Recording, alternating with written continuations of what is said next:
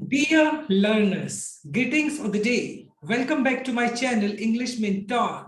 Today I'm going to teach you a new topic, non-finite verbs. So my dear student, आज का जो topic रहेगा non-finite verbs करेंगे हम, और उसमें भी हम वन टाइप जो कि इन्फिनिटिव होता है उसको डिस्कस करने वाले हैं. सो बी अटेंटिव और इसको बहुत ध्यान से समझना है. This is part number 1.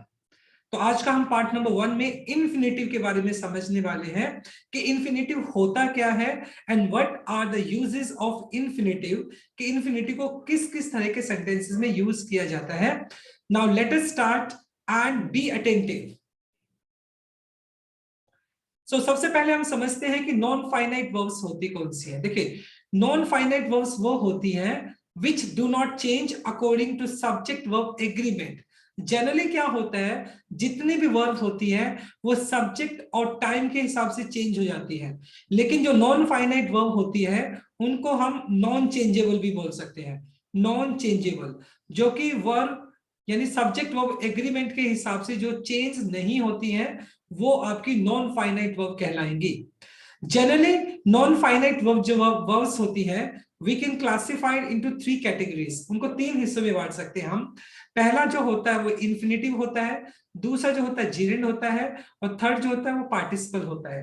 Right. तो आज हम वन टाइप यानी इन्फिनिटिव को डिस्कस करने वाले हैं. तो सबसे पहले हमें इन्फिनिटिव समझना होगा कि किस तरीके से इन्फिनिटिव को हम यूज करते हैं.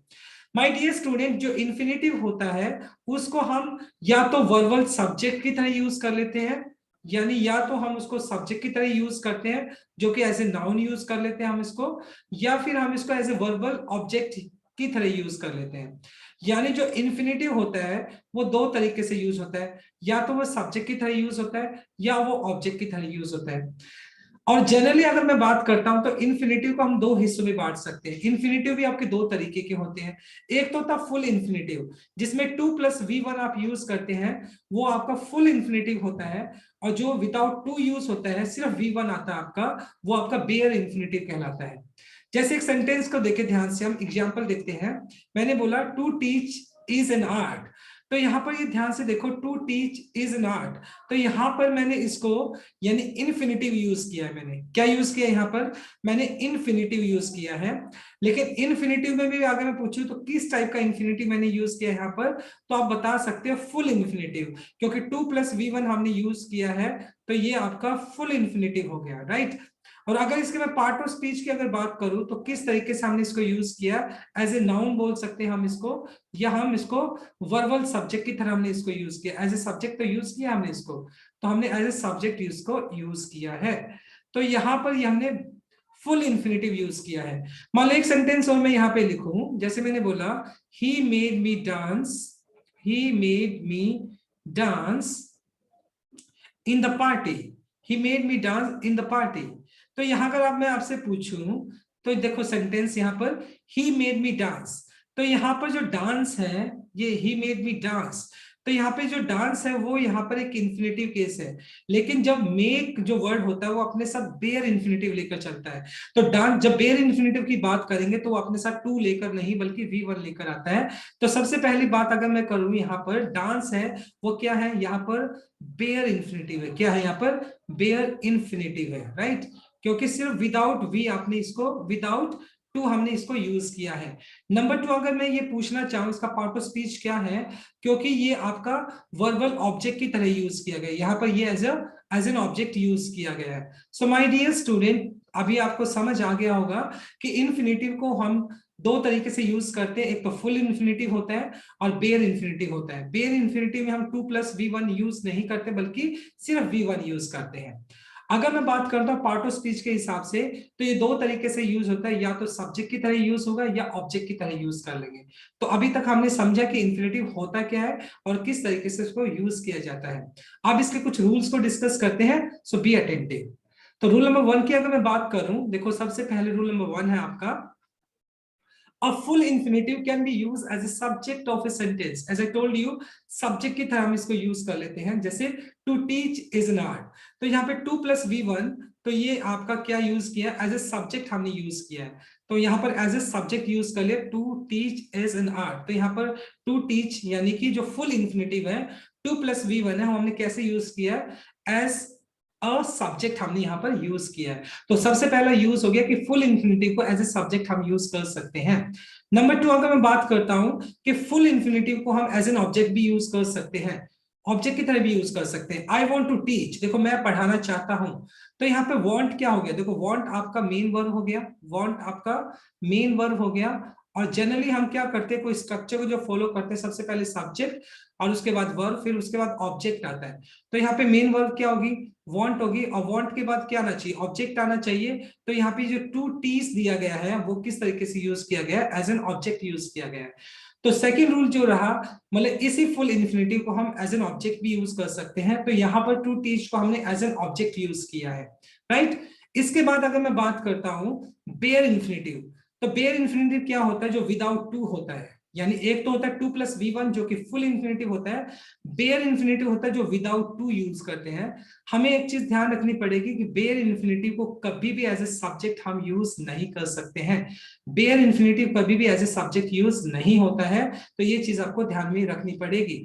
अगर मान लो मैं यहाँ पे लिखता, सिर्फ ऐसे लिख देता, teach is an art, teach is an art, तो यहाँ पर ये इनकरेक्ट हो जाता। क्यों हो जाता, टीच यहाँ पे हमने बेयर इंफिनिटिव यूज किया है, और बेयर इंफिनिटिव को एज ए सब्जेक्ट यूज नहीं कर सकते हैं, तो यहाँ पर ये इनकरेक्ट सेंटेंस होता।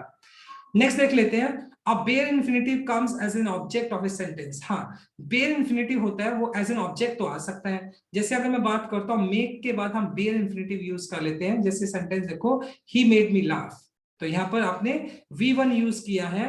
जब आप मेक की बात करते हो तो वहां पर हम यूज कर लेते हैं V1, तो वहां पर टू नहीं लगेगा। अगर आपने यहाँ पे टू लगा दिया तो ये इनकरेक्ट हो जाएगा।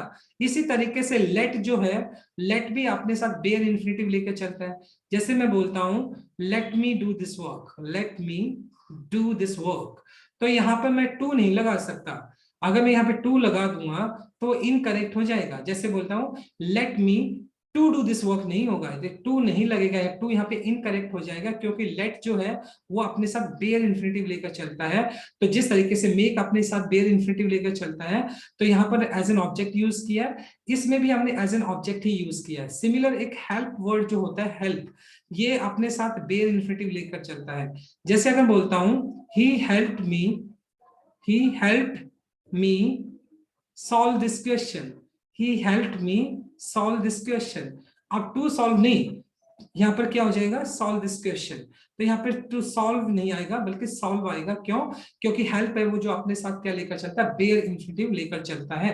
तो बेयर इंफिनिटिव को आप एज एन ऑब्जेक्ट यूज कर सकते हैं, लेकिन बेयर इंफिनिटिव को एज ए सब्जेक्ट यूज नहीं किया जाता है। आई होप ये 4 के 4 रूल आपको समझ आए होंगे अच्छे से। अब बात कर लेते हैं नेक्स्ट रूल की, बड़ा इंटरेस्टिंग रूल है नेक्स्ट भी आपका। देखें, infinitive can not be changed into plural. जो इंफिनिटिव होता है उसको हम प्लूरल फॉर्म में कभी चेंज नहीं कर सकते हैं। जैसे to teachers is an art, हमेशा ध्यान रखना इंफिनिटिव हमेशा सिंगुलर ही होता है। तो जिस तरीके से टू टीचर्स इन आर्ट होगा और सिंगुलर वर्ब ही यूज करेंगे यहाँ पर, तो यहाँ पर हम टू टीचर्स यूज नहीं कर सकते हैं, तो ये इनकरेक्ट हो जाएगा क्योंकि वो हमेशा सिंगुलर होता है।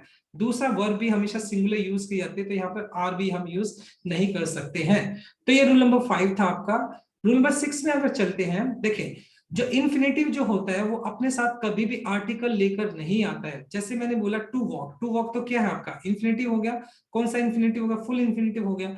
तो वो अपने साथ आर्टिकल द लेकर नहीं आता है, सिर्फ वो विदाउट आर्टिकल आएगा। To walk is an exercise is the correct answer. तो ये चीज भी आपको ध्यान में रखनी होगी। नंबर 7 की अगर बात करें, an infinitive can not be use just after possessive form. Possessive जो फॉर्म होती है उसके बाद आप इन्फिनेटिव यूज नहीं करते, बल्कि उसके बाद तो आप जीरेंड यूज करते हैं। क्या यूज करते हैं, जीरेंड यूज करते हैं। अब जीरेंड क्या होता है, जब वर्ब की फर्स्ट फॉर्म के साथ आईएनजी यूज करते हैं और वो एज ए नाउन काम करती है तो उसको आप जीरेंड बोलते हैं। पॉजेसिव केस के बाद हमेशा आप जीरेंड यूज करते हैं, ना कि इन्फिनेटिव केस। यानी पॉजेसिव केस में आप इन्फिनेटिव यूज नहीं करते हैं। जैसे मैंने बोला माई टू रन इज फास्ट, ये कोई मीनिंग ही नहीं हुआ। माई क्या है यहाँ पे, माई आपका पजेसिव केस हो गया, और टू रन यहाँ पर आपका इन्फिनिटिव केस हो गया, और पजेसिव केस के बाद इन्फिनिटिव केस यूज नहीं होता है, तो इसलिए ये सेंटेंस रॉन्ग था। माई रनिंग इज फास्ट, अब देखो माई क्या, माई आपका पजेसिव एडजेक्टिव हो गया, माई आपका पजेसिव एडजेक्टिव हो गया, और पजेसिव एडजेक्टिव के बाद आप जीरेंड यूज कर सकते हैं, इन्फिनिटिव यूज नहीं होता है। जीरेंड यहाँ पे करेक्ट है, लेकिन इन्फिनिटिव यहाँ पे रॉन्ग था। टू रन इज फास्ट, तो ये भी आपका इनकरेक्ट हो गया। क्यों? क्योंकि यहाँ पर आपका कोई इसका पर्टिकुलर मीनिंग नहीं है। तो यहाँ पर जब आप पजेसिव एडजेक्टिव यूज करते हैं तो वहां पर आप जीरेंड यूज कर सकते हैं। क्लियर? तो ये आपका रूल नंबर 7 था। आई होप ये रूल भी समझ आए होंगे आपको। अब बात करते हैं रूल नंबर 8 की। रूल नंबर 8 को देखते हैं। Infinitive can not be use just after preposition. देखिए, प्रेपोजिशन के बाद आप इन्फिनेटिव यूज नहीं करते हैं। जैसे मैंने बोला I have a pen for to write, देखो I have a pen for to write, अब देखो यहाँ पर फोर भी दिया है और यहाँ पे टू भी दिया है, तो यानी प्रेपोजिशन दिया है, प्रेपोजिशन के बाद आप इन्फिनेटिव यूज नहीं करते हैं, जो कि इनकरेक्ट हो जाएगा। तो जब अगर जनरली तो प्रेपोजिशन के बाद आप जीरेंड यूज करते हैं। I have a pen for writing हो गया, तो यहाँ पर मतलब क्या है, फॉर क्या है, प्रेपोजिशन है, और प्रेपोजिशन के बाद आप जीरेंड यूज करते हैं, ना कि इन्फिनेटिव। और जीरेंड क्या होता है, जब वर्ब की फर्स्ट फॉर्म के साथ आप आईएनजी लगा देते हैं और वो एज ए नाउन वर्क करती है, तो वहां पर हम जीरेंड यूज करते हैं। तो जनरली अगर मैं बात करता हूँ 99% केसेस के अंदर प्रेपोजिशन के बाद हम जीरेंड यूज करते हैं, ना कि इन्फिनेटिव केस। नेक्स्ट सेंटेंस देखते हैं। लेकिन अगर देखो आप noun plus full infinitive comes to show the use of noun. देखो नाउन के बाद आप इन्फिनेटिव यूज कर सकते हैं, लेकिन वो उसका पर्पस बताने के लिए यूज किया जाता है। जैसे मैंने बोला आई हैव ए पेन, अब पेन क्या है, यहाँ पर pen as a noun use किया आपने, ठीक है, और उसके बाद आपने two plus V1 to right, यहाँ पर आपका फुल इन्फिनेटिव यूज किया है, तो यहाँ पर ये इन्फिनेटिव आपने यूज कर लिया। विथ, देखो I have a pen to write with, तो यानी मेरे पास एक पेन है लिखने के लिए। जब आप नाउन के बाद इन्फिनेटिव यूज करते हैं तो वो उसका यूज बताने के लिए यूज किया जाता है। तो यहां पर जैसे मैंने बोला आई हैव ए पेन, मेरे पास एक पेन है, किस लिए, टू राइट विथ, लिखने के लिए, राइट। तो जब नाउन के साथ फुल इन्फिनेटिव यूज किया जाता है तो जनरली वो उसका यूज बताने के लिए हम उसको यूज करते हैं। नंबर 10 को देखते हैं। ऑर्डिनल एडजेक्टिव्स, देखो एडजेक्टिव्स जनरली आपके दो तरह के होते हैं, एक तो कार्डिनल होता है। कार्डिनल कौन से होते हैं, 1 2 3 4 जो ये होते हैं कार्डिनल होते हैं, और जो फर्स्ट सेकंड लास्ट नेक्स्ट इस टाइप के जो होते हैं वो सारे के सारे ऑर्डिनल एडजेक्टिव्स कहलाते हैं। So my dear student, ordinal numbers के बाद हमेशा आप क्या करते हो, फुल इन्फिनेटिव यूज कर सकते हो। जैसे आई एम द थर्ड, तो पहली बात आपको ये ध्यान रखनी पड़ेगी, जो ऑर्डिनल नंबर्स होते हैं वो अपने साथ आर्टिकल द लेकर आते हैं। तो यहाँ पे जो थर्ड है वो एक ऑर्डिनल नंबर है, क्या है, ऑर्डिनल नंबर है, और ऑर्डिनल नंबर अपने साथ फुल इन्फिनेटिव लेकर आते हैं। So I am the third to come, अब यहाँ पे टू कम जो दिया गया है वो क्या है, वो एक फुल इन्फिनेटिव है, क्या वो फुल इन्फिनेटिव है। तो इट मीन्स ऑर्डिनल नंबर के बाद आप फुल इन्फिनेटिव को यूज कर लेते हैं, ये चीज आपको ध्यान रखनी पड़ेगी। सुपरलेटिव डिग्री के बाद जनरली आपके पास कितनी डिग्रीज होती है, 3 डिग्रीज होती है। एक तो पॉजिटिव डिग्री होती है, जब आप दो चीजों के बीच में कंपैरिजन करते हो कंपैरेटिव हो जाती है, और जब मोर देन 2 के साथ कंपैरिजन करते हो तो वहां पे सुपरलेटिव यूज कर लेते हैं। तो सुपरलेटिव डिग्री के बाद भी आप फुल इन्फिनेटिव यूज कर लेते हैं। जैसे यू आर द बेस्ट, पहली बात आपको देखना पड़ेगा, सुपरलेटिव जो डिग्री होती है वो अपने साथ आर्टिकल द हमेशा लेकर आएगी। दूसरी बात, सुपरलेटिव डिग्री के बाद आप फुल इन्फिनेटिव यूज कर लेते हैं, तो देखो यहाँ पर you are the best to do this work, तो यहाँ पे टू डू है, ये आपका फुल इन्फिनेटिव आपने यहाँ पर यूज कर लिया। सो माय डियर स्टूडेंट, अभी तक हमने 11 रूल्स अच्छे से किए हैं। आई होप आपको ये सारे के सारे रूल्स अच्छे से समझ आए होंगे। चलो लेट्स मूव ऑन, आज हम कंप्लीट इन्फिनेटिव को करने वाले हैं। अब रूल नंबर 12 की अगर मैं बात करता हूं, उसको ध्यान से देखेंगे हम। An indefinite pronoun can get full infinitive after it, यानी जो इनडेफिनाइट प्रोनाउन होता है वो भी अपने साथ फुल इन्फिनेटिव लेकर आता है। जैसे there was nobody to help, अब जो नोबडी है, ये नोबडी क्या है, ये नोबडी आपका इनडेफिनाइट प्रोनाउन है, और उसके बाद आप क्या यूज कर लेते हो, उसके बाद फुल इन्फिनेटिव यूज कर लेते हैं। तो टू हेल्प, तो टू हेल्प कैसे यूज किया गया है, ये फुल इन्फिनेटिव की तरह यूज किया गया है, right. So there was nobody to help me, तो यहाँ पर नोबडी आपका इनडेफिनाइट प्रोनाउन हुआ, और इनडेफिनाइट प्रोनाउन के बाद आप फुल इंफिनिटिव यूज कर लेते हैं। I have nothing to eat, अब देखो यहाँ पे नथिंग है, जो नथिंग है ये भी क्या आपका, नथिंग भी आपका इनडेफिनाइट प्रोनाउन है, और उसके बाद टू ईट जो दिया गया है ये आपका इंफिनिटिव केस हो गया। और कौन सा इंफिनिटिव केस हो गया, ये फुल इंफिनिटिव हो गया, राइट। 13 को देखते हैं। जितने भी मॉडल वर्ब्स है जनरली अगर मैं सिर्फ यूज टू और टू को छोड़ दूं तो उनके बाद जनरली हम पेयर इंफिनिटिव यूज करते हैं, चाहे वो can, could, may, might, shall, should, will, would, must, इन सभी के बाद बेयर इंफिनिटिव आता है।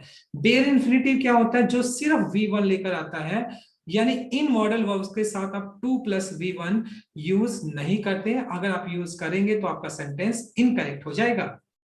जैसे I can to do this work, तो यहाँ पर कैन क्या, कैन एक मॉडल वर्ब है जो कि अपने साथ बेयर इंफिनिटिव लेकर आता है, तो यहाँ पे टू है वो इनकरेक्ट है, तो होना क्या चाहिए, I can do this work is the correct answer. तो जितनी भी मॉडल वर्ब्स होती हैं जनरली वो अपने साथ बेयर इंफिनिटिव लेकर आती हैं, लेकिन कुछ स्पेसिफिक मॉडल वर्ब्स हैं जो अपने साथ क्या ले लेती है, फुल इंफिनिटिव लेकर चलती है, जैसे ऑट टू या यूज टू। जैसे यूज हो गया, ऑट हो गया, तो ये अपने साथ क्या लेकर चलते हैं, ये अपने साथ फुल इंफिनिटिव लेकर चलते हैं। जैसे you, I use to play, अब यूज टू किस लिए यूज किया जाता है, पास्ट रिपीटेड एक्शन बताने के लिए, पास्ट का कोई रिपीटेड एक्शन है उसको बताने के लिए, जो पहले करते थे अब नहीं करते हैं, तो उस केस में आप क्या यूज करते हैं, यूज टू यूज कर लेते हैं। आई यूज टू प्ले, तो यहाँ पर देखो यूज्ड आपका एक मॉडल वर्ब हो गया, और उसके बाद आपने टू प्ले यूज किया है जो कि आपका फुल इंफिनिटिव है। इसी तरीके से मैं बोलता हूं you ought to study, you ought to study, तो ऑट भी अपने साथ क्या लेकर चलता है, ये भी अपने साथ फुल इंफिनिटिव लेकर चलता है। तो यहाँ पर देखो टू स्टडी, यहाँ पर फुल इंफिनिटिव आपने यूज कर लिया है, राइट माय डियर स्टूडेंट। उसके बाद आपका नीड और डेयर का केस भी मैं बता देता हूं। देखें, जो नीड और डेयर है ये आपकी मॉडल वर्ब भी होती है और मेन वर्ब भी होती है, आपको ध्यान से समझना पड़ेगा इसको। नीड और डेयर, देखिए नीड और डेयर को जब आप as a modal verb use करते हैं, नीड और डेयर को जब आप as a modal verb use करते हैं तो ये अपने साथ बेयर इंफिनिटिव लेकर चलते हैं। क्या लेकर चलते हैं, बेयर इंफिनिटिव लेकर चलते हैं, यानी ये अपने साथ टू लेकर नहीं चलेंगे। लेकिन जब आप नीड और डेयर को as a main verb use करोगे तो ये अपने साथ फुल इंफिनिटिव लेकर चलते हैं। बस ये बात आपको ध्यान में रखनी पड़ेगी, यानी जब नीड और डेयर को आप as a modal verb use करेंगे तो बेयर इंफिनिटिव लेकर चलते हैं, जब नीड और डेयर को आप as a main verb use करेंगे तो वो अपने साथ फुल इंफिनिटिव लेकर चलेंगे।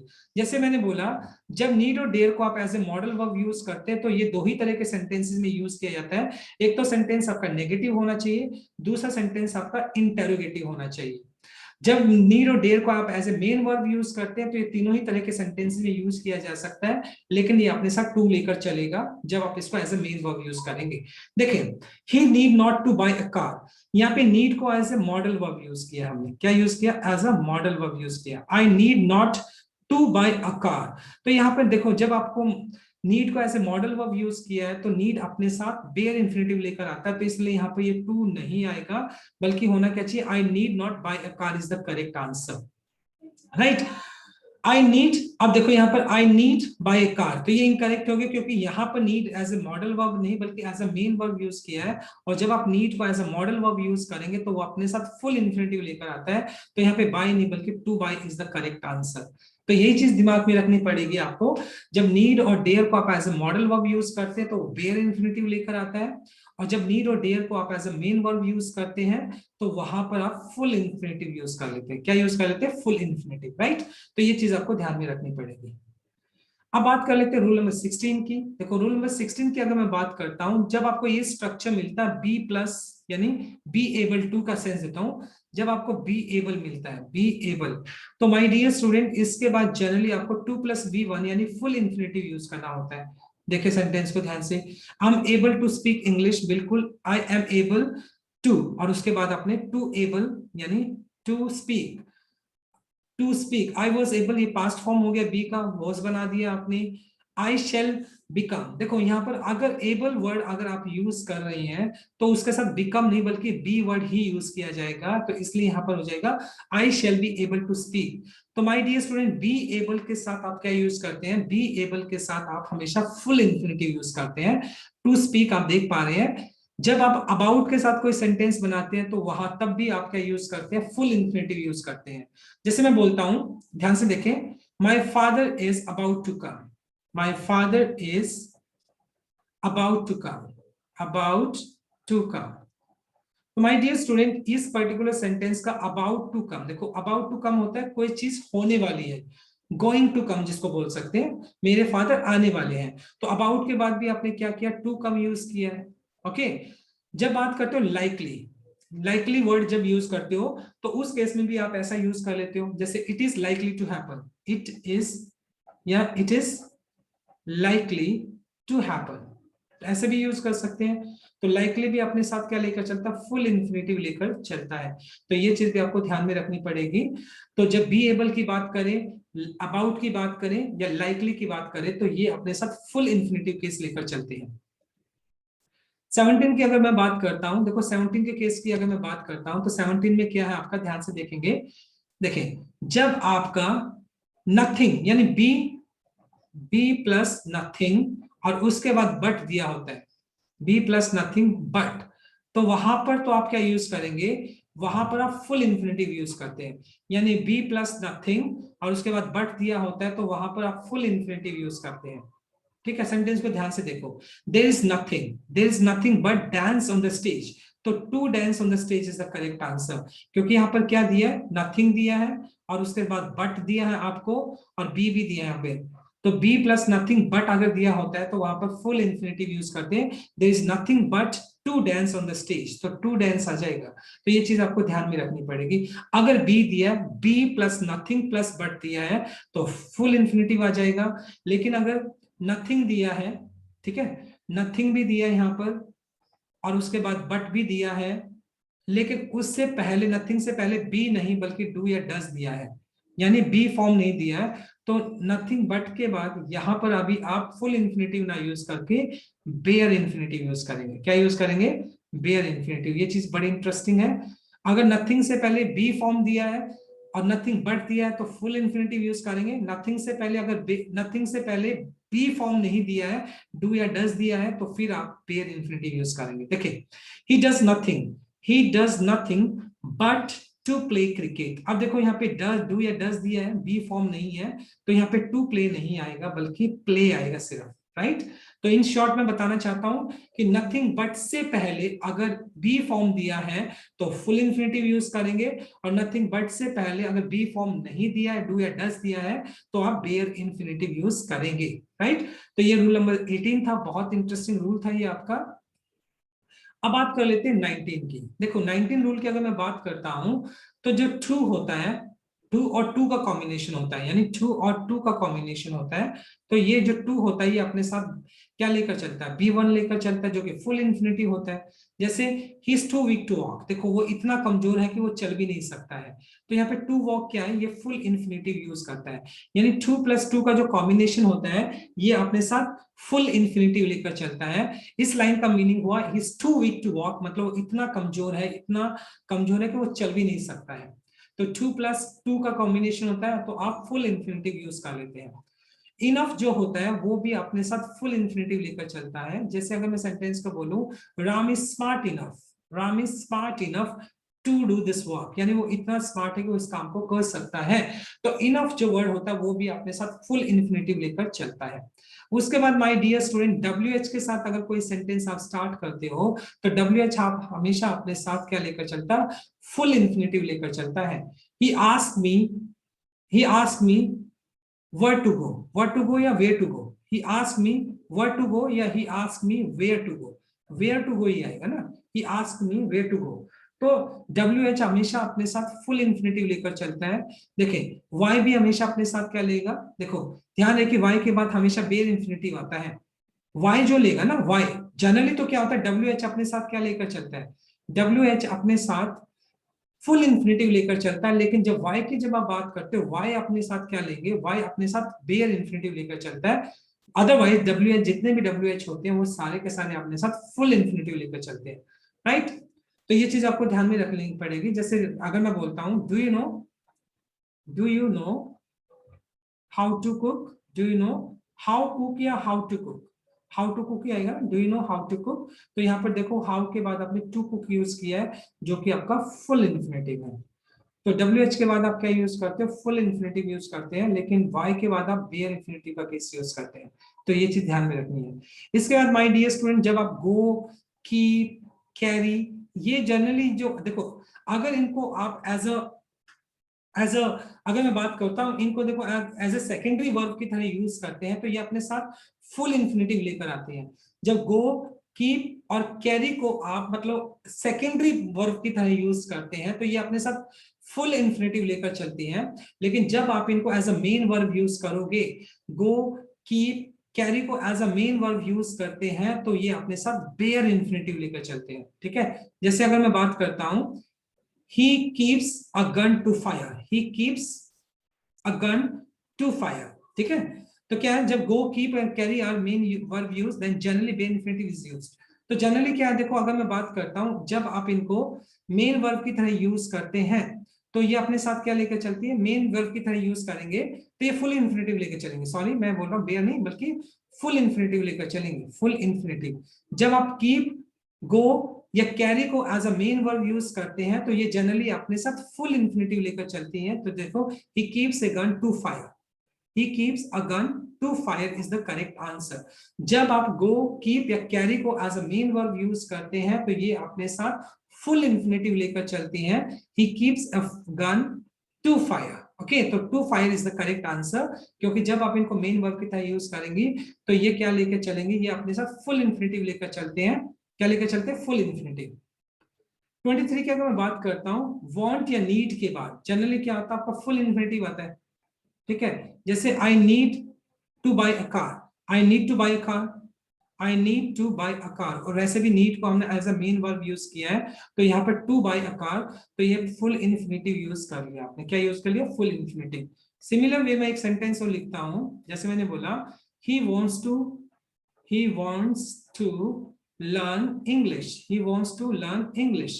तो यहाँ पर देखो want के बाद भी हमने क्या यूज किया है, want के बाद भी to learn यूज किया है जो कि आपका फुल इन्फिनेटिव है। क्लियर।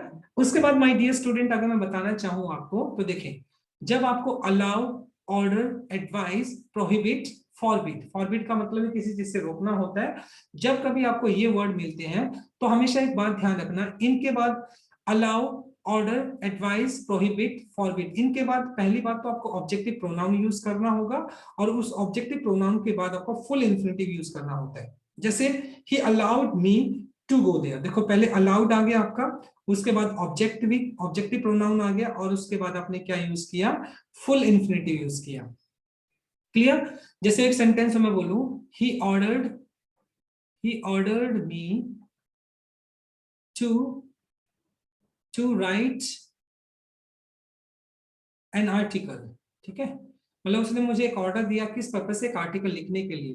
तो ऑर्डर्ड हो गया यहाँ पर आपका मेन वर्ब और उसके बाद आपने क्या किया, ही ऑर्डर्ड मी। तो यहाँ पर आपको ऑब्जेक्टिव प्रोनाउन भी यूज करना होगा। यानी जब आप अलाउ, ऑर्डर, एडवाइस, प्रोहिबिट और फॉरबिड की बात करते तो उसके बाद सबसे पहले आपको ऑब्जेक्टिव प्रोनाउन यूज करना पड़ेगा और उसके बाद आप फुल इन्फिनिटिव का केस यूज कर लेते हैं। तो he ordered me to write an article is the correct answer आ जाएगा आपका इस तरीके से। सिमिलर अगर मैं बात करता हूं इसके बाद अगर, तो ध्यान से देखेंगे तो देखें 25 को, जब आप बात करते हैं स्टॉप्ड, देखो स्टॉप्ड यदि किसी मानव का कार्य रुके तो उसके बाद, यानी स्टॉप के बाद आप जनरली क्या यूज करते हैं, फुल इन्फिनेटिव यूज कर लेते हैं। मतलब जब कोई काम रोकने की सेंस में यूज करते हैं तो फुल इन्फिनेटिव यूज कर सकते हैं। जैसे ही स्टॉप्ड मी, तो यानी उसके बाद आपको क्या करना, ऑब्जेक्टिव प्रोनाउन यूज करना। पहले तो he stopped me, objective pronoun use करेंगे आप और उसके बाद फिर आप फुल इन्फिनेटिव यूज करेंगे, he stopped me to go there। तो यहाँ पे to go क्या है आपका, फुल इन्फिनेटिव आपने यूज किया है। तो क्या यूज किया, फुल इन्फिनेटिव आपने यूज किया है। क्लियर। तो इस तरीके से आपको रूल नंबर 25 भी आपका इंटरेस्टिंग था बहुत ज्यादा। अब बात करते हैं रूल नंबर 26। देखिए रूल नंबर 26 के अंदर क्या है, सॉरी वर्ड जो होता है वो अपने साथ फुल इन्फिनेटिव लेकर चलता है। I am sorry to disturb, disturb नहीं आएगा बल्कि सॉरी टू डिस्टर्ब हो जाएगा ये। I am sorry to disturb you tomorrow, right. तो यहाँ पर टू डिस्टर्ब हो जाएगा जो कि फुल इंफिनिटिव यूज किया है, टू प्लस V1 आपने। उसके बाद देखिए आप रिमेंबर, फॉरगेट, ये दो वर्ड है जो कि अपने साथ फुल इंफिनिटिव लेकर चलते हैं, ठीक है। Don't forget to bring, generally ये कहाँ पे यूज किया जाता है, फ्यूचर इवेंट को बताने के लिए यूज किया जाता है। जैसे don't forget to bring my notebook, तो फॉरगेट के बाद देखो यहाँ पे टू ब्रिंग। तो रिमेंबर जो फॉरगेट होते हैं ये वर्ड हमेशा अपने साथ फुल इंफिनिटिव केस लेकर आते हैं, ये भी आपको ध्यान रखना पड़ेगा। उसके बाद अगर मैं बात करता हूँ कोई भी ऐसा एक्शन जो होने वाला है फ्यूचर के लिए बताते हैं, तो वहां पे गोइंग भी अबाउट की तरह गोइंग टू जो होता है वो भी अपने साथ फुल इंफिनिटिव लेकर चलता है, टू प्लस V1 बोलते हैं। जैसे I am going to play cricket, या मैं बोलता हूँ it is going to rain, it is going to rain. तो यहाँ पे टू रेन जो है वो यहाँ पे क्या बता रहा है, ये आपका फुल इंफिनिटिव बता रहा है और कुछ ऐसा जो होने वाला है, राइट। तो यहाँ पर आप फुल इंफिनिटिव यूज कर लेंगे। 29 की अगर मैं बात करता हूं, देखो जब आप एडवाइस वगैरह के साथ मतलब नेगेटिव सेंस यूज करते हैं तो उसके बाद क्या करेंगे आप, उसके बाद पहले ऑब्जेक्टिव प्रोनाउन देंगे और उसके बाद फिर आप फुल इंफिनिटिव यूज करेंगे। जैसे he advised me no no to go there, no to go there नहीं बल्कि नॉट टू होता है, क्या होता है नॉट टू। जैसे ही एडवाइज्ड तो हो गया, उसके बाद आप ऑब्जेक्टिव प्रोनाउन यूज करेंगे और उसके बाद नॉट टू, तो क्या आ जाएगा नॉट टू, और उसके बाद V1 आ जाएगा जो कि नॉट टू अपने साथ फुल इंफिनिटिव लेकर चलता है। तो he advised me not to go there is the correct answer. तो नो नहीं आएगा बल्कि नॉट आएगा, नो नहीं आएगा, नो आएगा तो इनकरेक्ट हो जाएगा, और नॉट अपने साथ फुल इंफिनिटिव लेकर चलता है। उसके बाद बेटर, हैड सूनर, ये अपने साथ क्या लेकर चलता है, बेयर इंफिनिटिव लेकर चलता है। जनरली आपने देखा हो हैड बेटर कहां पे यूज करते हैं, जब आप सामने वाले को वार्निंग देते हैं कि तुम्हारी भलाई इसी में, तुम्हारे लिए बेहतर यही होगा, तो उस केस में हम हैड बेटर यूज कर लेते हैं। जैसे यू हैड बेटर, और उसके बाद हैड बेटर के बाद आप हमेशा ही बेयर इंफिनिटिव यूज करते हैं, to die. You had better to die नहीं आएगा। जैसे मैं बोलता हूं तुम्हारी भलाई इसी में है कि तुम स्टडी करो, तो मैं बोलूंगा you had better study now. तो यहाँ पे मैं टू स्टडी यूज नहीं कर सकता हूं, you had better study now. तो यहाँ पर क्या हो जाएगा, you had better study now. तो यहाँ पे स्टडी हो जाएगा, टू यहाँ पर यूज नहीं कर सकते हैं क्योंकि इनकरेक्ट हो जाएगा, क्योंकि हैड बेटर अपने साथ या हैड सूनर अपने साथ क्या लेकर चलता है, बेयर इंफिनिटिव लेकर चलता है, राइट। अब 31 की अगर मैं बात करता हूं, एंड के साथ, लाइक के साथ, और के साथ और एज के साथ जब सेंटेंस को कनेक्ट करते हैं तो वो अपने साथ बेयर इंफिनिटिव लेकर चलता है। जैसे अगर मैं बात करता हूं, सेंटेंस को ध्यान से देखें, he likes to paint and to dance, मैंने ऐसे लिख दिया he likes to paint and to dance. तो यहाँ पे देखो, अब यहाँ पे ही लाइक्स टू पेंट, तो टू पेंट आपका यहाँ पे ऑलरेडी आपने यूज कर लिया है, तो यहाँ पर अभी है ना एंड के बाद आप टू डांस यूज नहीं करेगा। He likes to paint and dance, तो टू डांस नहीं आएगा, टू पेंट एंड डांस, यहाँ पर फिर वेयर इंफिनिटिव ही यूज करेंगे आप, राइट। तो जब आप एंड और लाइक और एज की बात करते हैं तो वहां पर भी आपका क्या करते हैं, वहां पर भी हमें वेयर इंफिनिटिव का ही यूज करते हैं हम, राइट। ये चीज आपको ध्यान में रखनी पड़ेगी। उसके बाद देखो वर्ब ऑफ परसेप्शन, देखो वर्ब ऑफ परसेप्शन कौन सी होती है, जो आपकी फाइव सेंस से रिलेट करती हैं। कौन कौन सी फाइव सेंसेस होती हैं आपकी, अगर मैं बात करता हूँ फाइव सेंसेस से रिलेट करती हुई, जैसे अगर आईज होगी, टंग हो गया, स्किन हो गया आपका, राइट, और आपका ईयर हो गया, स्मेल हो गया, नोज, यानी तो ये फाइव सेंसेस से रिलेट करती कोई भी वर्ब होगी, तो वर्ब ऑफ परसेप्शन के बाद आप हमेशा ही बेयर इंफिनिटिव यूज करते हैं, फुल इंफिनिटिव वहां पे यूज नहीं करेंगे। जैसे आई सो हिम, तो यहाँ पे देखो ये जो सा है क्या है, ये आई से रिलेट करता है, तो उसके बाद क्या करेंगे, उसके बाद आप ऑब्जेक्टिव प्रोनाउन देंगे, ठीक है, लेकिन उसके बाद आने वाला जो वर्ब होगा वो बेयर इंफिनिटिव होगा, ना कि फुल इंफिनिटिव। तो देखो आई सो हिम टू डांस नहीं आएगा बल्कि टू यहां से हट जाएगा, तो यहाँ I saw him dance on the stage is the correct answer. तो वर्ब ऑफ परसेप्शन जो होती है वो अपने साथ पहले ऑब्जेक्टिव प्रोनाउन लेकर आएगी और उसके बाद बेयर इंफिनिटिव का यूज करते हैं, ना कि हम फुल इंफिनिटिव का। तो ये चीज भी आपको ध्यान में रखनी होगी। उसके बाद देख लेते हैं हम लास्ट रूल आज का हमारा, देखते हैं। प्लीज वर्ड दिखाई पड़े आपको, काइंडली वर्ड दिखाई पड़े, डोंट, नेवर, तो इनके साथ क्या प्लीज, काइंडली, डोंट, नेवर, इनके साथ हम बेयर इंफिनिटिव का यूज करते हैं। जैसे मैं बोलता हूँ please to help me in trouble, तो प्लीज टू हेल्प थोड़ी होता है, प्लीज हेल्प मी होगा ना, प्लीज टू हेल्प नहीं होगा, right. In the similar manner kindly, kindly, kindly to write, kindly to write या kindly write, kindly to shut your mouth या kindly shut your mouth, kindly shut your mouth हो जाएगा ना, तो kindly don't never, जैसे मैं बोलता हूं never tell a lie, never tell a lie, कभी झूठ मत बोलो, तो क्या मैं बोल सकता never to tell a lie, तो टू यहाँ पर नहीं आएगा।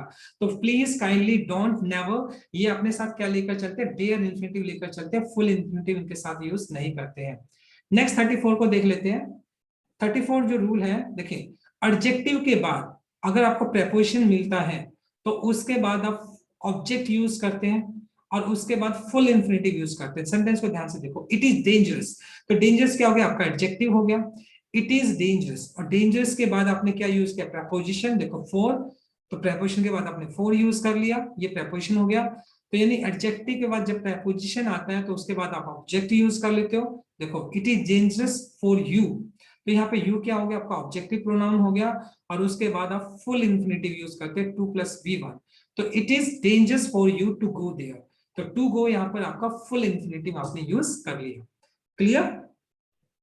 नाउ माय डियर स्टूडेंट, 35 जो रूल है बहुत इंटरेस्टिंग है ये भी। देखो कुछ वर्ब्स होती हैं जो डबल ऑब्जेक्ट लेकर चलती है अपने साथ, allow, order, advise, suggest, prohibit, forbid, तो इनके साथ हम डबल ऑब्जेक्ट यूज कर लेते हैं। डबल ऑब्जेक्ट के अंदर जो फर्स्ट ऑब्जेक्ट जो होता है ना, पहला जो ऑब्जेक्ट होगा वो या तो एक नाउन होगा या एक प्रोनाउन होगा, और उसके बाद फिर दूसरा जो ऑब्जेक्ट होगा वो आपका फुल इंफिनिटिव होता है। जैसे सेंटेंस को ध्यान से देखते हैं, ही ऑर्डर्ड, ही ऑर्डर्ड, यानी उसके बाद क्या होगा, ये वर्ब ऑर्डर होगी तो उसके बाद आप क्या लोगे, या तो नाउन या प्रोनाउन आएगा, तो ये आपका मी क्या है, मी ये आपका ऑब्जेक्ट हो गया, क्या हो गया यहाँ पर, ऑब्जेक्ट हो गया। कौन सा ऑब्जेक्ट हो गया, ये आपका ऑब्जेक्टिव प्रोनाउन आपने यूज कर लिया, तो जो कि फर्स्ट यहाँ पर क्या ऑब्जेक्ट की तरह यूज किया, ऑब्जेक्टिव प्रोनाउन हो गया आपका। और उसके बाद टू गो, तो टू गो यहाँ पर क्या सेकंड ऑब्जेक्ट की तरह यूज किया गया, किसके ऑब्जेक्ट की तरह यूज किया गया है, ही ऑर्डर्ड मी टू गो, तो मी यहाँ पर क्या ऑब्जेक्टिव प्रोनाउन है, और टू गो यहाँ पर ये सेकंड ऑब्जेक्ट की तरह यूज कर रहे हैं। जब कोई भी मतलब जब इन्फिनिटिव सेकंड ऑब्जेक्ट की तरह काम करता है तब भी हम फुल इन्फिनिटिव यूज करते हैं। तो ही ऑर्डर्ड मी, तो मी तो आपका फर्स्ट ऑब्जेक्ट हो गया, टू गो यहाँ पर आपका सेकंड ऑब्जेक्ट हो गया जो कि आपका फुल इन्फिनिटिव केस यूज कर रहे हैं। तो सेकंड ऑब्जेक्ट की तरह जब हम यूज करेंगे इन्फिनिटिव को तो वो अपने साथ फुल इन्फिनिटिव लेकर आता है। क्लियर, तो ये चीज भी आपको ध्यान में रखनी पड़ेगी। इसके बाद नेक्स्ट जो है, जब आपको सी, लूम का मतलब होता है मंडराना, अपीयर, हैपन, टेंड, तो ये वर्ड जब आपको दिखाई पड़ते हैं तो सिमिलर यहाँ पर भी आपको क्या करना पड़ेगा, यहाँ पर ये ध्यान रखना पड़ेगा। इससे पहले वाले वर्ड में देखो हमने क्या किया था, उसमें ध्यान से देखेंगे। देखो allow, order, advice, suggest, prohibit, forbid, इसके बाद पहले क्या आएगा आपका, पहले आपका कोई ऑब्जेक्ट आएगा, फर्स्ट ऑब्जेक्ट आप यूज करेंगे, फर्स्ट ऑब्जेक्ट यूज करेंगे, और उसके बाद आप फुल इंफिनिटिव यूज करते हैं। ये चीज आपको ध्यान में रखनी पड़ेगी। लेकिन इससे आगे वाला जो रूल है ना उसमें थोड़ा सा चेंज है। क्या चेंज है, देखो इसमें चेंज क्या है, जब ये वर्ड आपको दिखाई पड़ते हैं, इन वर्ड के बाद जो पहला ऑब्जेक्ट होगा वो आपका फुल इंफिनिटिव होता है, क्या होता है, फुल इंफिनिटिव होता है, और उसके बाद आपका प्लस फर्स्ट, यानी फुल इंफिनिटी के बाद फिर आपका दूसरा ऑब्जेक्ट यानी जो कि फर्स्ट ऑब्जेक्ट होता है वो यहाँ पर आ जाता है।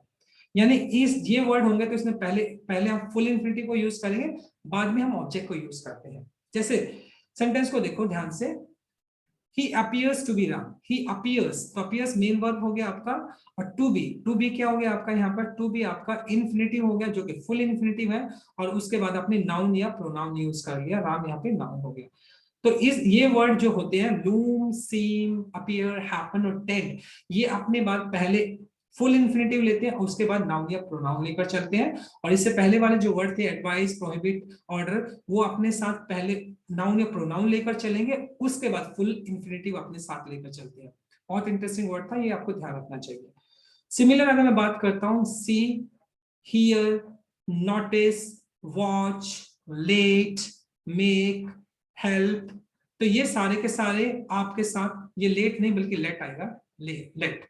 तो ये जितने भी वर्ब होती हैं ये अपने साथ क्या लेकर चलेंगी, ये अपने साथ बेयर इंफिनिटिव लेकर चलती है।